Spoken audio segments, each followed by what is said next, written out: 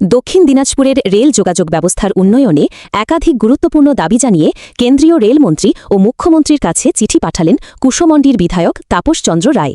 তিনি বালুরঘাট হাওড়া, বালুরঘাট শিয়ালদা এবং বালুরঘাট শিলিগুড়ি রুটে বুলেট ট্রেন চালুর দাবি জানান। পাশাপাশি বালুরঘাট হাওড়া এক্সপ্রেসকে সপ্তাহের 7 দিন চালানোর আবেদনও করেছেন। এছাড়া বুনিয়াদপুর থেকে কালিয়াগঞ্জ পর্যন্ত নতুন রেল লাইন নির্মাণের প্রস্তাবও দিয়েছেন তিনি।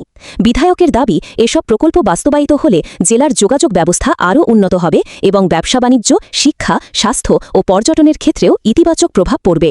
তার এই উদ্যোগকে স্বাগত জানিয়েছেন এলাকার বাসিন্দারা। আপনারা জানেন, আজকে সিএম সাহেবের নির্দেশ অনুযায়ী আমাদের পশ্চিমবঙ্গ রেল বিষয় নিয়ে বিভিন্ন রকমভাবে আলোচনা আর একটা প্রশাসনিক বৈঠক ছিল, সেটা কিনা আমাদের নবান্নে, এবং এই বৈঠকে উপস্থিত ছিলেন আমাদের ভারতবর্ষের রেলমন্ত্রী অশ্বিনী বৈষ্ণব মহেশ্বরজি।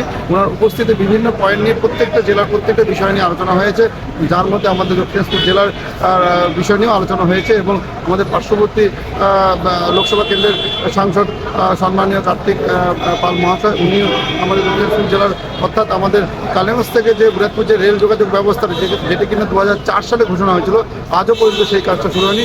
এই বিষয়ে উনি আলোকপাত করেছেন। পাশাপাশি আমাদের জেলার অন্যান্য সমস্যা, যথা কিনা আমাদের হাওড়ার যে ট্রেনটি রয়েছে, যেটা কিনা সপ্তাহে 5 দিন ধরে, সেটাকে 7 দিন করানো, এবং আমাদের বালুরঘাট থেকে আমাদের শিয়ালদা পর্যন্ত যে বুলেট ট্রেনের একটি যোগাযোগ ব্যবস্থা করা, এই উন্নত মানের প্রযুক্তি অ্যাপ্লাই করা, তার জন্য একটা লিখিতভাবে আমি আমার প্যাডের মধ্য দিয়ে আমি আমার রেলমন্ত্রী, দেশের রেলমন্ত্রীর কাছে আমি দেয়ার দিয়েছি এবং কপিরাইট হিসেবে আমাদের সিএম সাহেবকেও দিয়েছি। আগামী দিনে উন্নয়নের জোয়ার বইবে, এই আশাতে আমরা বুক পেতে রয়েছি।